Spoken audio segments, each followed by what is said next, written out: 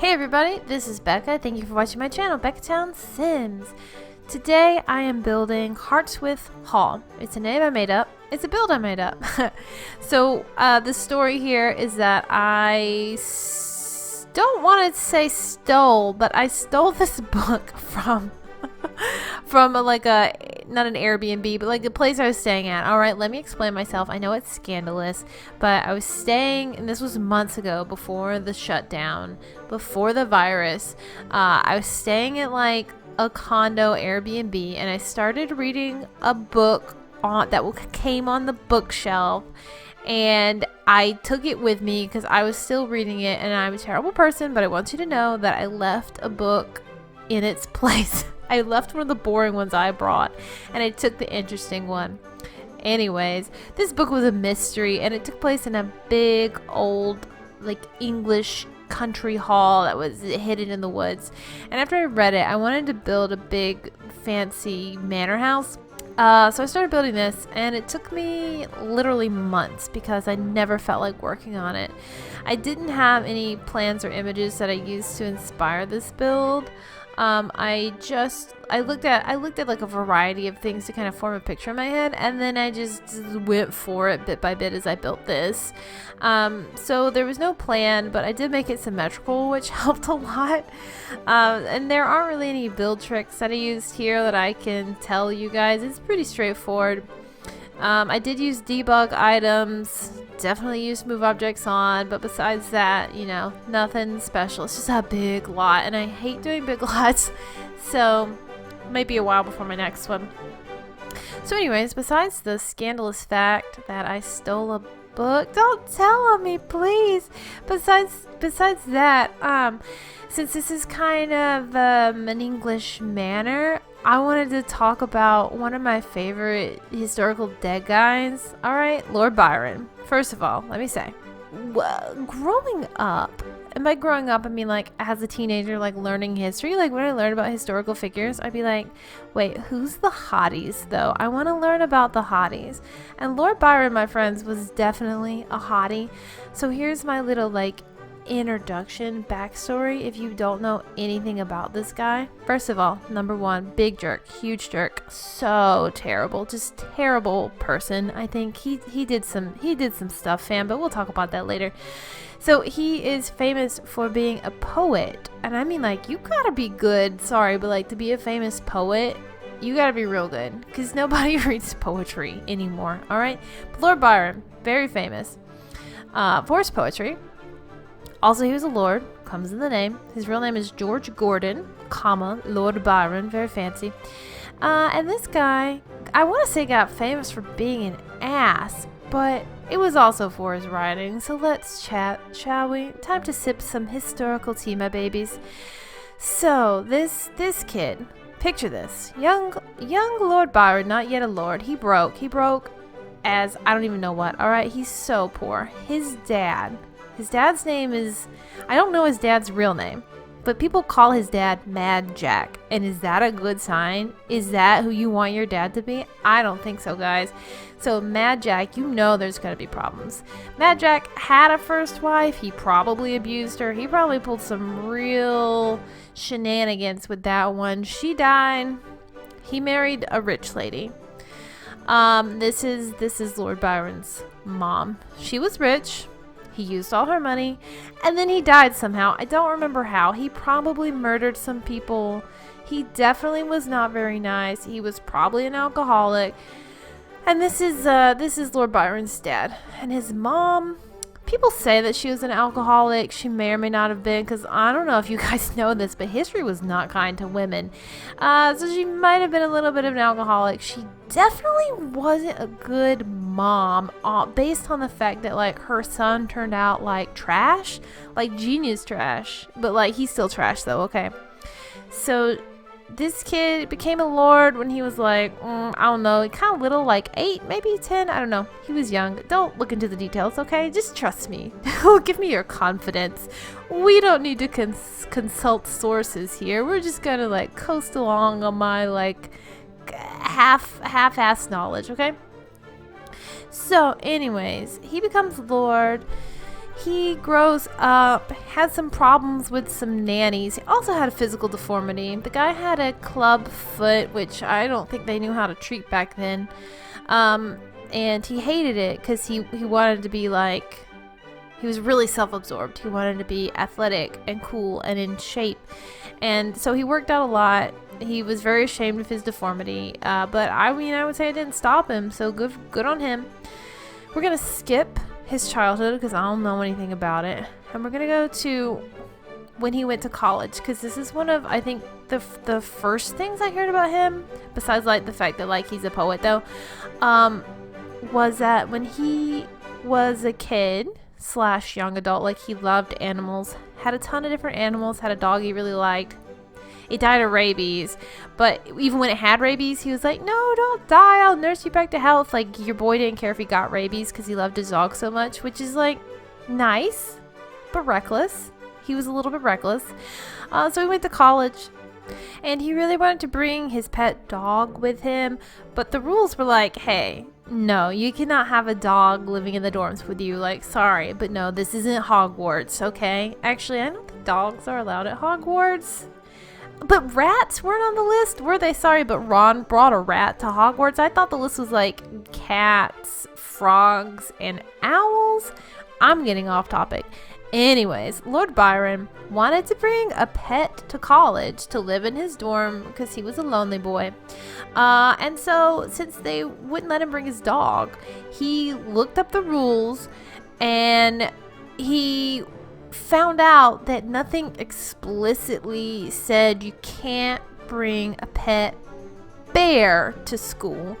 And this is like back in the day, and everybody was like Exotic Joe, and rich people did whatever they wanted with animals. So your boy bought a bear.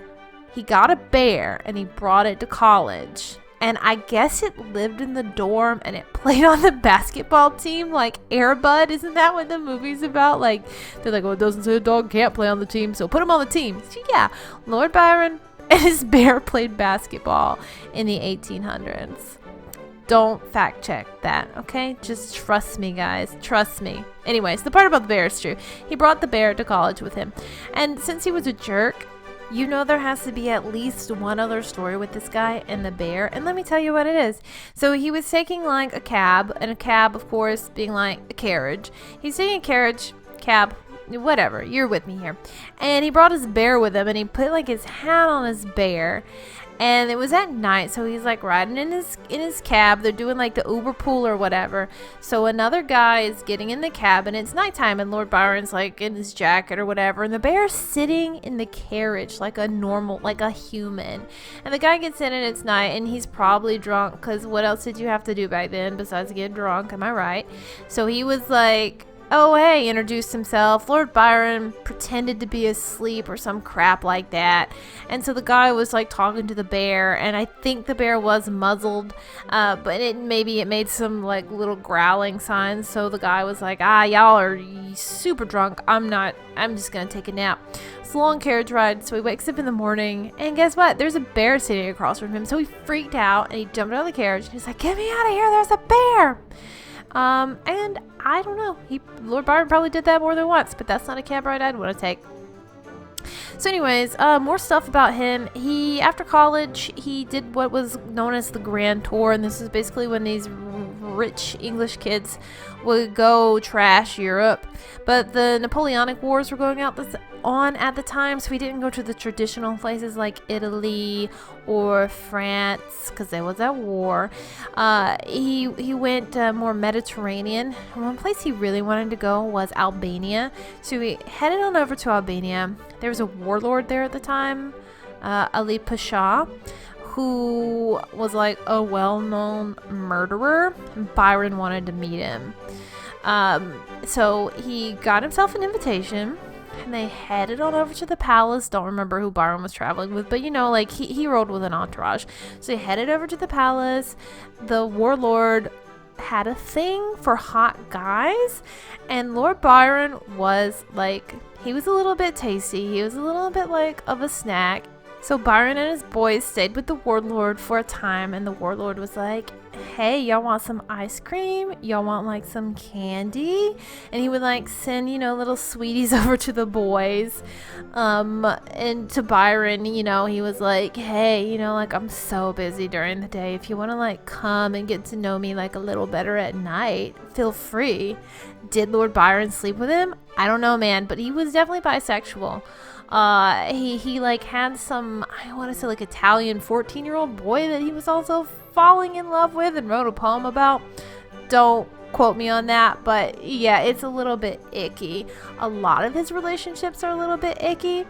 So part of the reason he wanted to go on tour was probably to get out of England, where it was like very homophobic, and go to places where they were like a little bit more chill about you sleeping with, the same sex. He said some weird stuff about women. Like, he said something like, women are better kissers, but men are clever. Okay, thanks, dude. He also said that, like, he didn't think women had souls at a time. Maybe he grew out of that foolishness, but I don't know. Have I mentioned he was a jerk?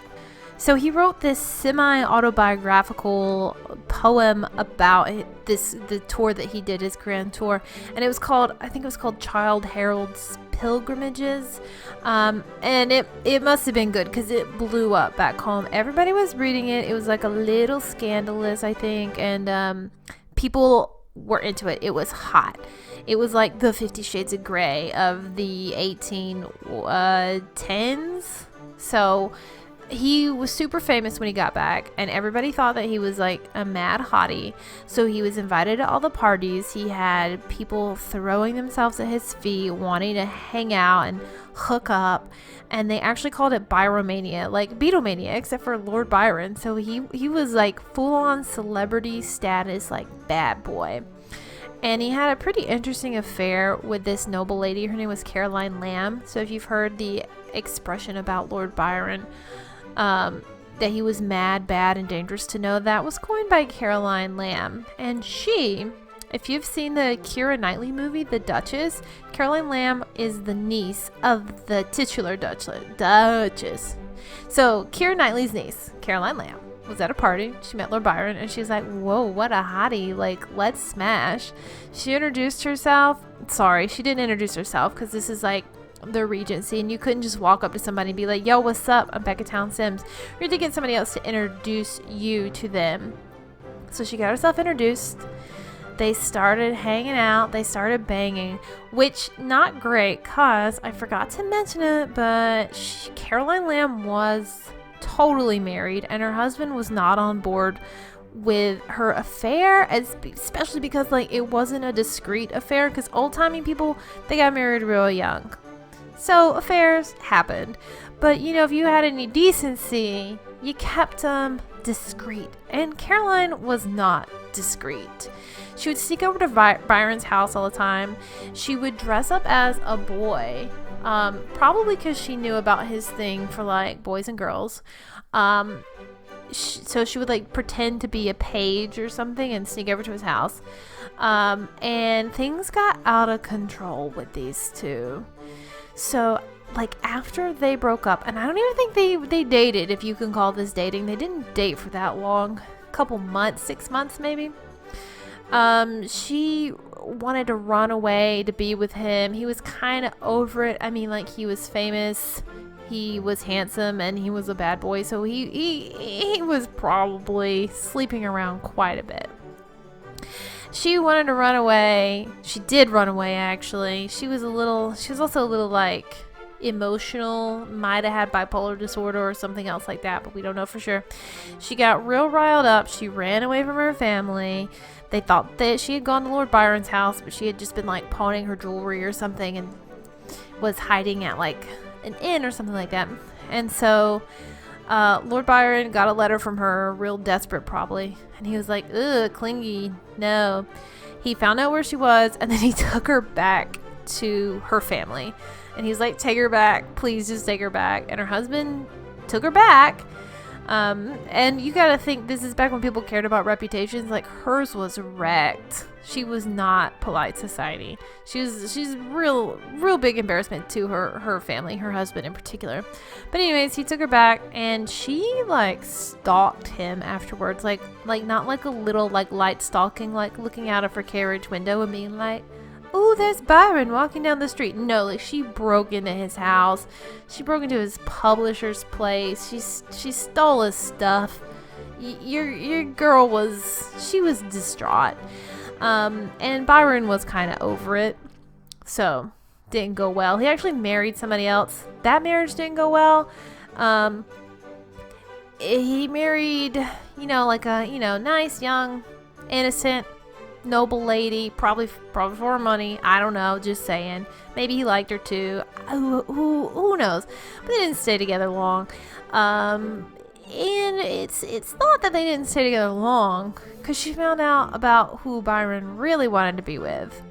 And like I said, it wasn't socially acceptable for him to be into guys at this point, but it's still not socially acceptable who he was into. So if you don't know, one of the other things that this guy is famous for is for being in love with his sister. So yeah, a little light incest. So his wife wasn't pleased about that. Some historians think that maybe he didn't sleep with his sister. I'm inclined to think he did, because he wrote this play. It's called Manfred, and it's very much about a guy who wants to bone his sister. So his sister had a child who is thought to have been Byron's daughter, but of course they can't prove it now. But his wife was like, "I don't know, man, you spend a lot of time with your sister and I'm just not feeling this marriage." So they separated. But that is Ada Lovelace's mom. So if you guys know Ada Lovelace, she's considered one of the first programmers because of this work she did. What's it called? The differential equations machine. Oh, I probably got that wrong, but that's okay. Don't fact check me. Anyways, it was like a little machine that did calculations, like a really early computer basically. So that's his only legitimate offspring, Ada Lovelace, from his doomed marriage.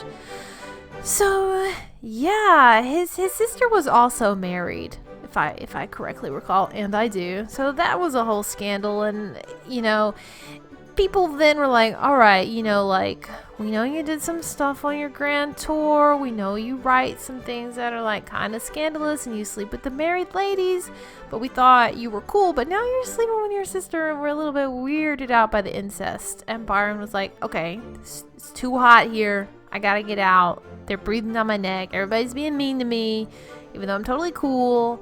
So he went over to, I think it was Greece. There's some wars going on that I know literally nothing about, so I'm not going to tell you anything about them. There's some wars going on. Byron fought in them, and he's still a national hero, like more famous over there in like Albania than he is in England and English speaking places, because he's like a war hero there instead of just a really good poet. But that is where he died. He wasn't very old. I think he was 36 when he died. Don't remember why. He probably had syphilis, but it wasn't from that. It was I think it was sepsis, some kind of injury sustained in war, no doubt. Just an infection that killed him, because if you lived back then, like, you died young. I would be dead 15 times over, because I got like weak sinuses and I had a lot of strep throat as a child, and honey, you better believe that I would not have made it as an old-timey kid. So I'm not strong. Yeah, so he died really young, but he's still famous, man. I mean, I learned about him. Now you learned about him too. Maybe you already knew about him. Maybe it just bored you for like 20 minutes, but I don't know what else to talk about when doing a speed build that is this long. Alright, so if you guys want to tell me what you actually want to hear about during a 20-minute speed build, I'm all ears, babies. But this is wrapping up. I don't have too much to say about anything that I just did. I haven't really been watching it, if I'm honest with you. I'm just thinking about Lord Byron. He was pretty cute, though. He was. It's hard to judge from the old portraits, but whatever. He was hot. He was a jerk. That's my lesson from me to you. This build is on the gallery. Oh yeah, did we forget we're playing The Sims? This build is on the gallery. It's called Heartswithe Hall. I'm on the gallery. My name on there is BeccaTownSims, same as it is here. I'm also on Instagram as BeccaTownSims, so you guys can find me there. You can find me here. You can subscribe to my channel even if you haven't already. If you have, thank you. You're awesome. If you haven't, then you should, or you're making bad choices with your life. So I'm just gonna leave it here. There's only a couple minutes left in the build. Feel free to skip ahead the next like minute or whatever to the pictures, and hope to see you again. Hope you liked hearing a little bit about Lord Byron, history's first bad boy. I'm just kidding, he wasn't the first, but he was interesting.